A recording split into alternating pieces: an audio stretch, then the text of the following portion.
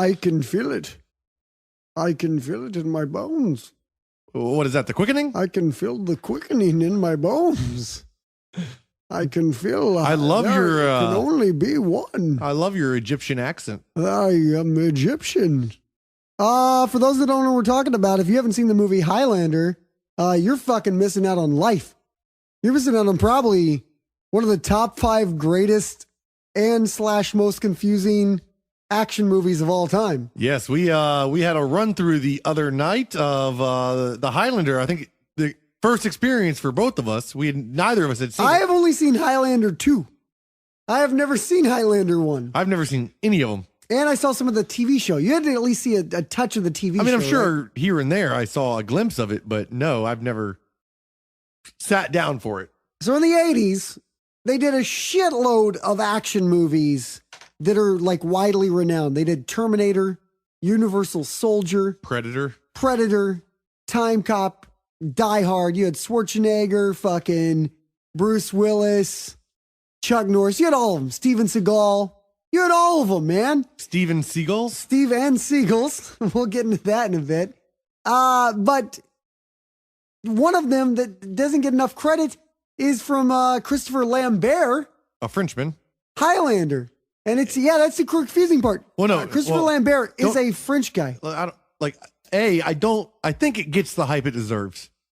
I don't think it's overrated or underrated. It doesn't deserve any more praise. No, I mean, it's one of those things that like everybody should watch. If you haven't watched Highlander, you are kind of missing out on something.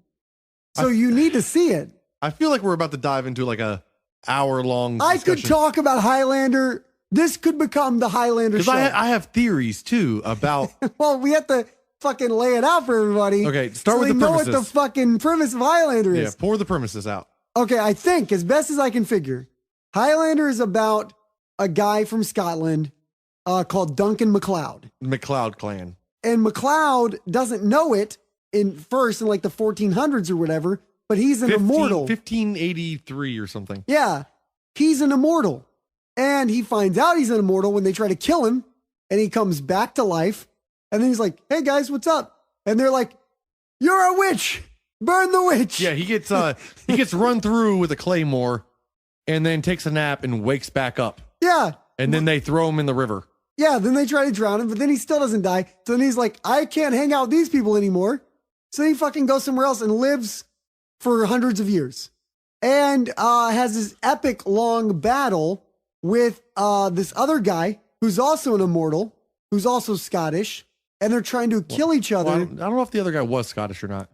I thought he was like in the 1580s. There was a battle between the two of them, and he was like, even then he was like, there can only be one. Yeah, but it was. He could have been English. He could have been. I don't think they ever defined that he was also Scottish. That's fair. He just showed up for battle against the MacLeod clan. Yeah, and so so many things. Number one, so Duncan MacLeod's an immortal. Yeah, there can only be one. He gets drowned. He gets run off from his clan, and then all of a sudden, a Spanish peacock shows up. Yes. Okay. So the part of Duncan MacLeod is played by Frenchman Christopher Lambert, and French whispers the entire movie just like that. I heard 5 words he said, except he had a heavy French accent. Says you say the Belgian waffles and says MacLeod, and that was what he spoke like the entire movie. So then Christopher Lambert, the Frenchman, who doesn't even try to do a Scottish accent. He does try, but it's very, very bad. You even think he was attempting? No, Maybe he was I think he was trying. I'll tell you who wasn't trying. The guy who showed up later, Sean Connery. The Spanish peacock. Sean Connery was supposed to be a Spaniard who later on then goes, I lied. I wasn't Spanish. I'm Egyptian. But still Sean Connery doesn't even slightly attempt to not talk like a Scottish person. No. He's just like, I can't even do it. Gaga watch. I'm Sean Connery and I'm here. I'm Spanish, but I'm also Egyptian. I'm Egyptian. I lied. I never said I worked. I never said I was Spanish. I never said I was Spanish. I work for the King of Spain. Because I'm Egyptian. I'm Egyptian, though, from birth. But I talk like a Scottish man, even though I'm Egyptian, even though I'm Spanish. It was fucking crazy. Because he was more Scottish than the Scottish guy. Well, being that he is Scottish. You had a French guy playing a Scottish guy. You had a Scottish guy playing a fucking Spaniard Egyptian. Yeah, well, he played an Egyptian that lied about being Spanish. It's fucking crazy. And he dressed like literally, he wore a full peacock. And Sean Connery is supposed to be the wax on, wax off character of this movie. He's the Miyagi. He's also an immortal. He shows up to train McCloud in the ways of like not dying, which is also not explained. Like other than they say that there's he shows up a honing beacon, but like why he wants to when there can only because the goal of all the immortals is to kill all the other immortals. So you're the most powerful. So you can only be one and be the most powerful. You can be Jet Li at the end. Yeah, so it's like the Jet Li movie, The One. Actually, in a way, that Jet Li movie ripped off Highlander. Yes. But what's weird is Sean Connery does not seem to be interested in killing Duncan MacLeod. He shows up to teach him as a mentor how to be a badass immortal. And then even when the bad guy from the battle in 1583 shows up, he lets MacLeod duck off and he battles the bad guy and ends up getting run through. Sean Connery's in the movie for 10 minutes. Yeah, 20, but yeah. No, like if you took like maybe 20 minutes running time, like if you counted his scenes on screen, okay. He's in the movie for 10. Like he showed up for a day, put on some funny pants. And a peacock. Didn't bother changing his accent and was like, I'm a Spaniard. And that was it. That was the whole fucking thing. And then he gets stabbed and killed. And Mr. Miyagi dies. Well, and then there's the quickening because that's so unexplained. Yeah, in the training montage, all of a sudden he holds up his sword, lightning and everything, and Sean Connery, that's the quickening. I was gonna say that's the shining. That's the quickening. That's the quickening. You're feeling the quickening. You're feeling the quickening. And that's the entire explanation. Doesn't explain it for lightning bolts and lightning everything. comes from the sky, and then they feel the quickening. But then there's other times where there's no lightning, and they still claim to feel the quickening because there was a time where he was near a deer. And he heard the deer's heartbeat. And Sean Connery was like, you feel it, don't you? That's the quickening. And that was like his answer for everything. Every time Christopher Lambert had like a smile on his face. Your bladder feels full. That's the quickening. That's the quickening. You fucking shit your pants. That's the shittening. You have an urge to put animals in your mouth. That's the quickening. What is the quick? You're getting tired. You want to take a nap. You think it'd be the sleepening, but no, it's the quickening. And then, like, when he says that, Lambert gets so Forrest Gump excited that he starts running on the beach like he has magic shoes. Quickening is the moment when, in pregnancy, the pregnant woman starts to feel or perceive fetal movements of the uterus. That's the quickening. That makes it even better. So they're pregnant. So the Highlanders feel pregnant the whole time. That's the definition that pops up. Now I'm going into a quickening, parentheses, Highlander. Yeah, see what happens when you put Highlander in there. So the quickening is a phenomenon in the Highlander films and television series. Beheading a character known as an immortal produces a powerful energy released from the body called the quickening. The quickening is the receiving of the power and knowledge that another immortal has obtained through his or her life. It is like receiving a sacrament or a massive orgasm. And that is not explained whatsoever in the film Highlander. Like, that's a good explanation. But by the way, that still doesn't explain when he was near the deer, where he's like, you're filled with quickening. And then he starts running. I think the original one was just like trying to change the word the force, because I think that's trademarked. And they just swapped it out. The quickening. Oh, so they were stealing some Star Wars. Yeah. Because it works like before they explain anything. Let's go ahead and stop for a second and say that this whole movie was written, produced, directed, and like edited by men on a massive cocaine binge. Oh, so much. This movie, like a lot of great things in the 80s, so heavily influenced by cocaine. You can tell, like, if you were on cocaine and watched this movie, you'd be like, this is the greatest movie ever. That's the quickening. Cocaine is the quickening. It makes it make sense. And so if you step back and put into your mindset that cocaine. Yeah, you're right. So if you think the whole time you're watching the movie, cocaine influenced this, you get it. because there are times where there's no reason a scene happens. No, at one point, the bad guy, like cuts down a castle. Yeah, with a sword. Yeah. He cuts down the stone walls Of a castle. with With his sword. And he's also the bad guy's sword, for some reason, breaks apart like a fucking gun. It's a sniper Like, it rifle. has, like, He carries a case, a little tiny briefcase, and then he puts a claymore together. there's 80 pieces to his fucking, it's like a Lego set. Also, not very well explained, other than I met, Hirohito, and he gave me the sword. The sword. Because Oh, yeah. the okay. Spanish Egyptian carries a samurai The sword. Spanish Egyptian with a katana. Scottish accent is heavily influenced by samurais. No, not influence. He just He carries even a mentions katana. it though, like it's the sword of a samurai. Yeah, It's a samurai sword.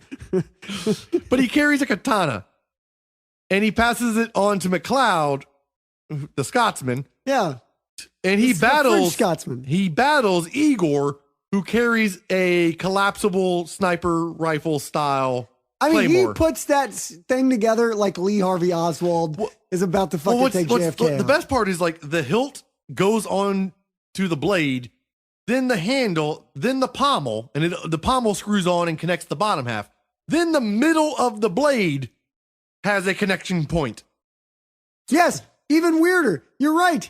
He actually has to put the blade together The blade is half and half, and it just snaps together via like a transformer. What are they? Velcro, like Velcro. All you have to do, you're Hook and right. loop. Just think of this. You know, it'd be cool, man. Just fucking take the fucking sword, man. You ever seen Star Wars, man? That shit's crazy. Yeah, the fucking Star Wars, man. It's great. It's the Force. We need something like the. Hold on. Quickening. I love it. Fucking so much cocaine. In so many scenes, nothing makes sense. Christopher Lambert whispers the whole movie. You can't hear a word that he says. McLeod. Goes to the future. He meets a chick. There can only be one. And that's still not even explained that. And then there's like immortals that appear out of nowhere. That you would think, and the cops have the quickening as well. the cops have the fucking quickening. Anytime a sword is drawn in the film, cops show up, except for the final battle. Yeah, when there clearly should be cops. When they're cutting down like When there needs to be buildings. cops. Yeah, there is lightning flying all around. They cut down a water tower that falls on top of a building and floods the entire roof. They cut down a Hollywood kind of motel sign off the top of a building. Hold on, let me just. Flames are flying everywhere. I just got to cut this just right. Hold on 1 second. Oh, you know what'd be cool, guys? What if the fucking water tower fucking makes like a kiddie pool and they're fucking fighting in the kiddie And lightning. and lightning comes down, man. Greenlit. And then the lightning turns into dogs. Yeah, Which because happens. at the end of the film when McLeod defeats Igor, the bad guy in the film. For some reason, the quickening lightning that's been happening the entire time. Anytime there's a sword, there's blue lightning. Anytime the quickening is mentioned, there's blue lightning. It totally makes sense. You get used to it after a while. But when he kills the final guy, all of a sudden, lightning dog demons Turns fly into out of his ghost throat. dogs. Yeah. Ghost dogs up here. And they eat McLeod and make him boner happy. Fucking crazy.